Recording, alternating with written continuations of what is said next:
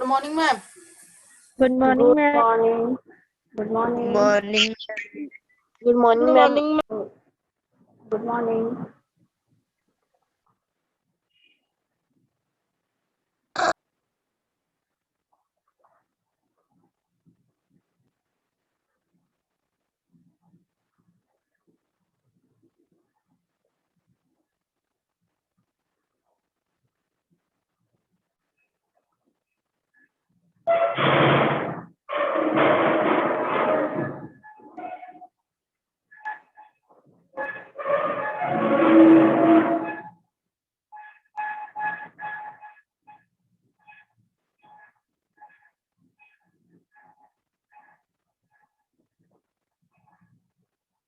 Good morning.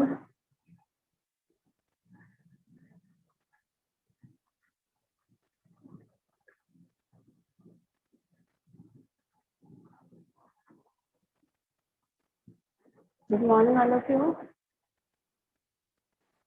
Good morning ma'am. Good morning ma'am. Good morning.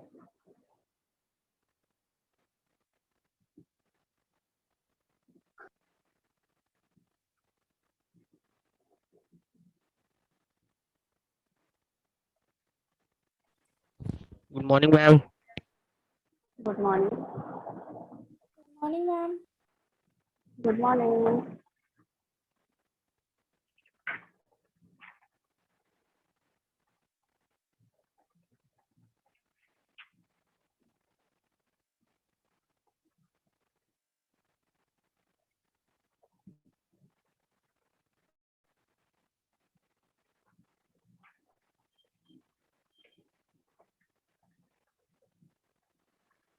चलिए let's start. Okay.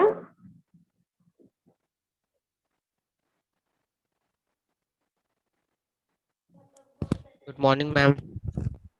Good morning students. Today we are going to continue our chapter 11, that is the idea of democracy, the it spread. Okay, so let's start. Good morning ma'am. Page number, good morning, 188. Open your book. Gaddafi and the RCC, and very little that in democratic institution the member of the legislative assembly and council had to accept. जो कल हमने paragraph understand किया था ना, उसके बाद से हम स्टार्ट करेंगे, ठीक है। RCC they could not take their own decision, that's why the people began losing faith in this council. Any leader who appeared to the post political challenge was people did not have the freedom to form their own organization, nor was an independent media permitted to flourish.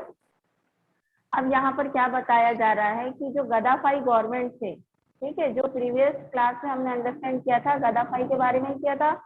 Gaddafi जो government थे, बहुत सारी अच्छी चीजें भी हुई थी जब गवर्नमेंट आई थी ना गद्दाफी की, तो बहुत अच्छी चीजें भी हुई थी और बहुत सारी बुरी चीज भी हुई थी।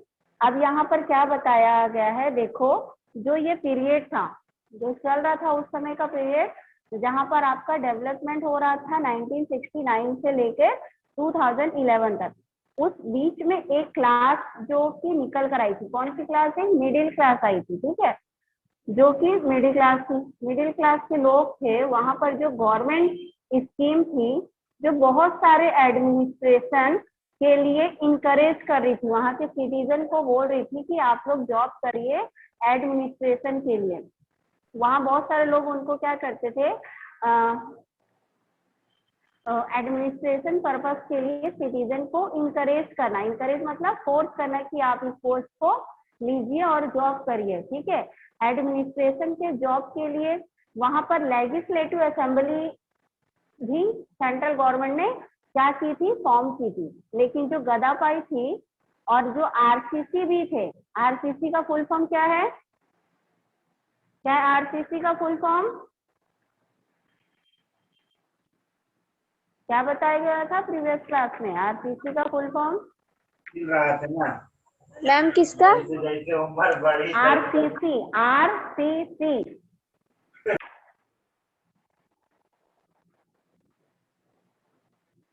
कल समझे थे ना हमने जब मिलिट्री मैम गवर्नमेंट जो बता रहा हूँ गदाफाई मैम। आई थी।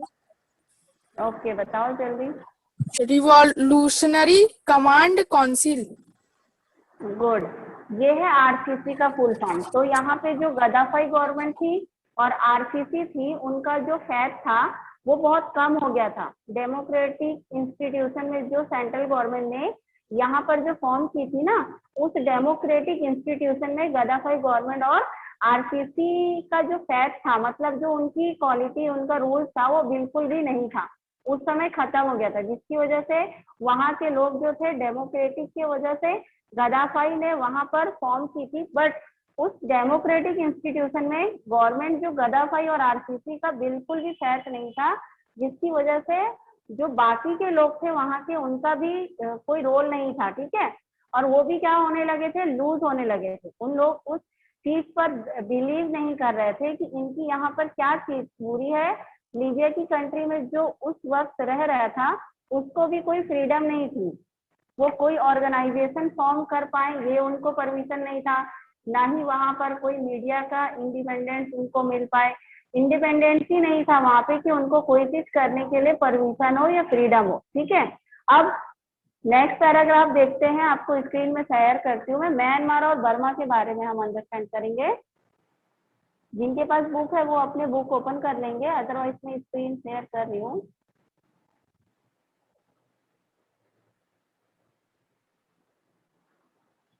दिख रहा है सभी को स्क्रीन में, म्यांमार और बर्मा। ठीक है, आज हम इसके बारे में डिस्कस करेंगे।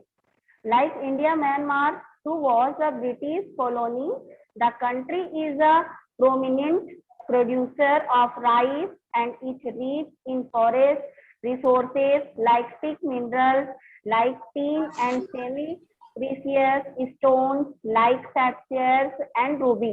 Good morning, ma'am. Mansi Chaudhary is present. Okay, गुड मॉर्निंग। 8:15 तक आप ज्वाइन होंगे। ठीक है, चलिए। It gain Sorry, ma'am. Okay 5 months after, books open कर लेंगे, page number 189। Okay, it gained its independence 5 months after India. It became a parliamentary democracy with 2 legislative assemblies. Just like India, it seems like Myanmar would emerge as a democratic nation just as India did, but the country did not have strong political parties, national leaders, or politically conscientious society that could steer it along the democratic पथ। अब देखिए यहाँ पे क्या बताया गया है। जो म्यांमार जो है था, वहां पर भी इंडिया की तरह ब्रिटिश की कॉलोनी थी। ठीक है, उस कंट्री में क्या क्या मिनरल मिलते थे, राइस प्रोड्यूस करता था म्यांमार। उनके पास बहुत सारे रिसोर्सेस हैं, जैसे कि टीक हो गए, मिनरल टीन हो गए, और कुछ सेमी प्रीसियस स्टोन भी पाए जाते थे, जैसे कि सफायर और रूबी। इंडिया ने जब इंडिपेंडेंस हासिल किया, उसके 5th month बाद बर्मा को भी क्या हुआ था, इंडिपेंडेंस मिल गया था। ओके, सभी को लगा था कि इंडिया जो इमर्ज कर रहा था लेजिस्लेटिव असेंबली के जैसे, वैसे ही म्यांमार ने 2 लेजिस्लेटिव असेंबली बनाया था, और सबको लगा था कि वो भी इंडिया की तरह ही इमर्ज करेगा डेमोक्रेटिक नेशन के जैसे। लेकिन म्यांमार में कोई स्ट्रॉन्ग पॉलिटी पार्टी नहीं थी। ठीक है, वही यहाँ पे बताया गया है कि म्यांमार में स्ट्रॉन्ग पॉलिटिकल पार्टी नहीं थी, ना ही कोई नेशनल लीडर रहे जो पॉलिटिकली बहुत ज्यादा एक्टिव थे। इसलिए वहां का जो डेमोक्रेसी था एक तरीके से क्या हो गया था, फेल हो गया था। ठीक है, क्लियर है यहाँ पे पैराग्राफ? Failed. नेक्स्ट देखिए, democracy and Myanmar. Next paragraph में देखिए, an ethnic Burmese leader Aung San lead the movement for the independence and Myanmar gained independence on January 4, 1948. Even thought Aung San was assassinated 6 months earlier.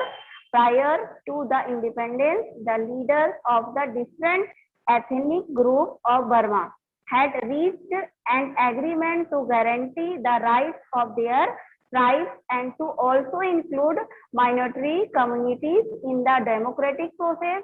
The agreement allowed the country to function as a democracy in the entire 3 year. Many political parties participated in the election conducted in 1951, 1956 and 1960 to elect democracy government. ठीक है, अब देखेंगे यहाँ पे क्या बताया जा रहा है कि जो बर्मा में एक बर्मीज लीडर थे, ठीक है, जो लीडर थे उसका क्या नाम था, बर्मीज, उसका नाम था क्यूम,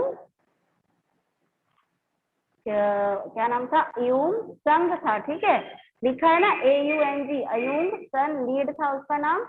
उन्होंने इंडिपेंडेंस के मूवमेंट को लीड किया था और फाइनली 1948 4 जनवरी को इंडिपेंडेंस मिला था वहां पे।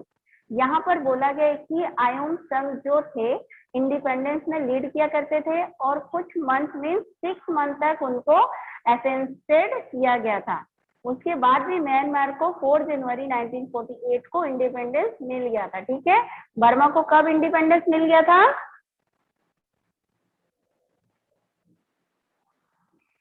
कब मिल गया था, म्यांमार को 4 जनवरी 1948 को। ओके, उसके बाद बताया गया है कि डेमोक्रेसी के लागू होने के बाद भी काफी बार अलग अलग लोग खड़े हुए थे। क्यों, इलेक्शन के लिए काफी लोग वहां पे खड़े हुए थे, जैसे कि 1951 में, 1956 एंड 1960 में अलग अलग पार्टीज जो थी उन्होंने इलेक्शन किया था। ठीक है, कनेक्टेड कराए गए थे, मतलब वहां पे इलेक्शन हुआ था। डेमोक्रेसी स्टेब्लिश करने के लिए वहां पर बहुत बार इलेक्शन कराए गए थे। ओके, यानी वहां की जो पार्टी थी बार बार वहां पे क्या हो रहा था, इलेक्शन और चेंज होती थी वहां की party. Clear? Yes, ma'am. Yes, next ma'am. Paragraph देखते हैं। चलिए, अब यहाँ से आप लोग रीड करेंगे, उसके बाद मैं एक्सप्लेन करूंगी। Page number 190, military rules in Myanmar. कल कौन कौन एक्सप्लेन किया था, रीड किया था? मैम मैं करूंगी। आज कौन नया करेगा? कल रीतू करी थी और गुप्ता, 2-3 लोग किए थे ना, आज कौन करेगा? मैम मैं करूंगी। मैम मैं करूंगी। दिशा तिवारी करेगी उसके बाद नेक्स्ट। ठीक है, चलिए दिशा, बुक्स है आपके पास? चलिए, स्क्रीन में शेयर कर रही हूँ और जिनके पास बुक है वो रीड करेंगे और बाकी लोग देखेंगे। मैं जिनका नाम लूंगी वो तुरंत रीड करेंगे। Start. Ma'am military rule in Myanmar से करना है ना? Yes yes. Military rule in Myanmar. Myanmar faced many complex problems related to civil rights. The country required a strong institutional structure to address and resolve this problem, but it did not have such a strong institution. The army took control of many tribal regions and established its rules. Many tribes took up arms to oppose the military takeover. The army began suppressing the rebels. Army chief gained win overthrew the duly elected Delhi elected government. Delhi elected government in 1962 and took over control on the country. He tried to nationalize and industrial and mineral resource sector and also declared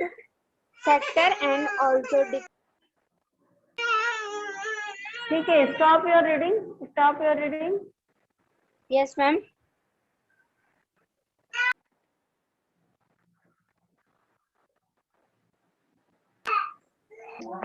ठीक है, अब देखते हैं यहाँ पे क्या बताया गया है। ओके, मिलिट्री कैसे आया था म्यांमार में, इसके बारे में बताया गया कि Myanmar face many complex problem, मतलब उस समय उसको काफी प्रॉब्लम थे। म्यांमार जो था वो बहुत सारे कॉम्प्लेक्स प्रॉब्लम को फेस कर रहा था, किससे रिलेटेड, ट्राइबल्स राइट से जो प्रॉब्लम वो फेस कर रहा था। तो कंट्री को चाहिए था कि एक स्ट्रॉन्ग इंस्टीट्यूशनल या कोई स्ट्रॉन्ग लीडर जो उनको क्या कर सके, जो भी प्रॉब्लम है उसको सॉल्व कर सके और लोगों को एड्रेस कर सके। ओके, लोगों को बता सके कि गाइड कर सके। उसी तरह क्या हुआ, जो आर्मी के थे उन्होंने ट्राइबल रीजन पर कंट्रोल करना स्टार्ट कर दिया और अपना रूल्स इस्टेब्लिश किया। बहुत सारे जो ट्राइब्स थे मिलिट्री टेक के अपोज में थे, तो उन्होंने अपने आर्म, यानी कि जो आर्म मीन्स क्या होता है, हथियार उठाए और उनको अपोज करने लगे। ठीक है, यहाँ तक ये बताया गया था। नेक्स्ट पैराग्राफ जो द आर्मी बिगेन्स है, नेक्स्ट रीड कौन करेगा? नेक्स्ट अंजलि चौहान, चित्रांश साहू। चलिए चित्रांश, आपके घर पे बहुत आवाज आ रहा है। Chhaya Sharma, Dev Kumar,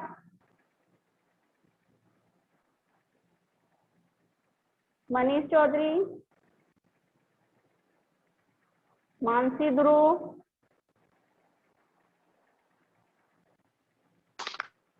Can I read? Okay Mansi, read your second paragraph, the army began. ठीक है, Yes, ma'am.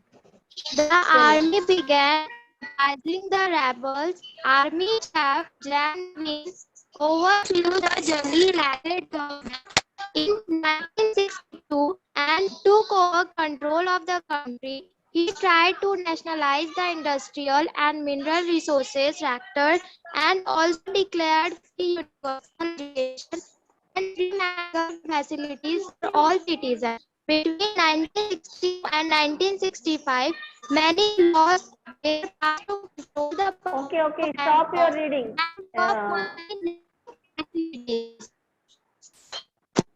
Mansi stop your reading, आवाज नहीं आ रहा है clear. right of small peasants as well as the okay then मैं बताती हूँ आप लोग को इसमें क्या बताया गया। The army began surprising the rebels army chief जैन मी विन overthrew the Delhi elected government in 1962 and took over control of the country. He tried to nationalize the industrial and mineral resources sector and also declare free universal education and free medical facility for all citizens. Between 1962 and 1965, many laws were passed to control the powerful landlords and curb many leading activities.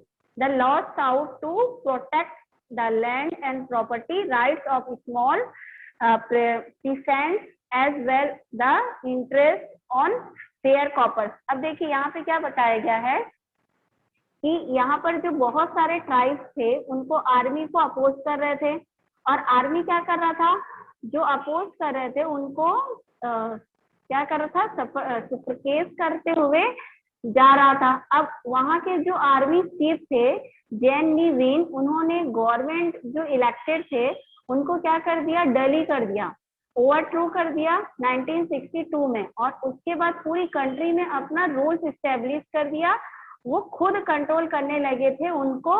और जो industrial और mineral resources sector है उसको उन्होंने क्या किया, nationalise कर दिया।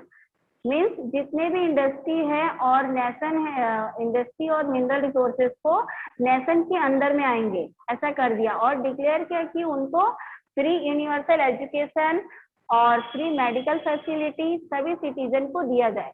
1962 और 1965 के बीच में बहुत सारे लॉ थे जो पास हुए, जो पावरफुल लैंडलॉर्ड या फिर जो लैंड से रिलेटेड जो लॉ उसको पास किए गए, ताकि जो स्मॉल पीसेंट है लैंड और प्रॉपर्टी को बचाया जा सके। ये सारा चीज उस समय किया गया था। ठीक है, तो नेक्स्ट में देखते हैं, the military ruler tried to gain the confidence of the people by showing them that they were working for their welfare.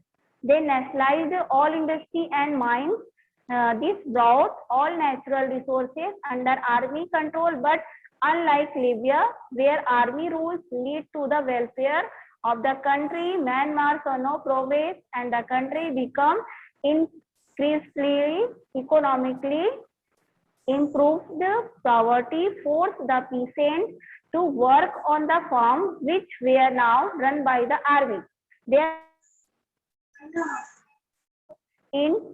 into bondage by the army. There were many of human rights violation against the military administration.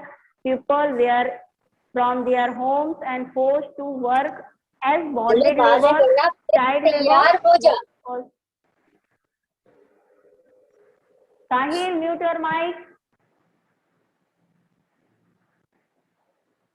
Okay अब देखिए यहाँ पर क्या बताया गया कि जो military rules थे वहां पर उन्होंने क्या किया था, फ्री एजुकेशन दिया था, फ्री मेडिकल फैसिलिटी दिया था, देन लैंड लॉर्ड की व्यवस्था करना था।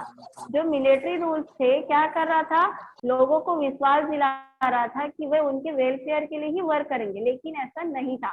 यहाँ पर क्या था कि पूरी की पूरी कंट्री किसके अंदर में थी, वो मिलिट्री रूल्स के अंदर में थी। अगर पूरी की पूरी इंडस्ट्री और माइंस को नेशनलाइज कर देते हैं तो पूरा का पूरा इंडस्ट्री और माइंस एनी कंट्रोल के अंदर में आ जाएगा, यानी किसके, आर्मी के कंट्रोल में आ जाएगा। ठीक है, तो ये यहाँ पर यही बताया गया है कि लीबिया जो था उसमें जब आर्मी रूल्स आया था तो वो कंट्री का वेलफेयर कर रहा था, वो लोग कंट्री की भलाई के लिए आर्मी को लाए थे। लेकिन यहाँ पर क्या था, म्यांमार में जैसे मिलिट्री रूल्स आया तब कंट्री क्या हो गई, इकोनॉमिकली वीक होने लगी, बहुत ज्यादा वहां पर प्रोग्रेस नहीं आया, उल्टा लोग क्या हो गए, वीक हो गए। जितने भी गरीब लोग थे उनको फॉर्म में वर्क करना पड़ा, जो कि अब क्या है, आर्मी के अंदर में आ चुका था। जो भी चिल्ड्रन थे या जो भी उनके बच्चे थे उनको भी बॉन्डेज रूम में रख दिया जाता था, और बहुत से ऐसे human rights violation military administration के अंदर में आते थे। और बहुत सारे लोगों का क्या हुआ, घर उन्होंने खाली करवा दिया और बॉन्डेड लेबर्स की तरह उनको काम कराया जा रहा था, और चाइल्ड लेबर का भी वहां यूज किया जा रहा था। मतलब हमको यही बताया गया कि वहां पे जब पहले लीबिया का था तो काफी ठीक था, बट जब मिलिट्री रूल्स आया तो काफी वहां के जो रूल्स थे कोई प्रोग्रेस नहीं हुआ, बल्कि जो वहाँ के चिल्ड्रन से बड़े थे उनको सभी को बॉन्डेड रूम में रखा जाता था और उनको लेबर की तरह काम कराया जाता था। क्लियर? Yes, ma'am. चलिए आज यहीं तक करते हम, नेक्स्ट डे डिस्कस करेंगे हम चेंजेस इन म्यांमार, कि म्यांमार में क्या चेंजेस आया था। ठीक है, नेक्स्ट क्लास में हम वो उसको डिस्कस करेंगे and leave in the class. Okay ma'am. Okay, ma'am. Yes, Thank you, ma'am. Have a nice day, ma'am.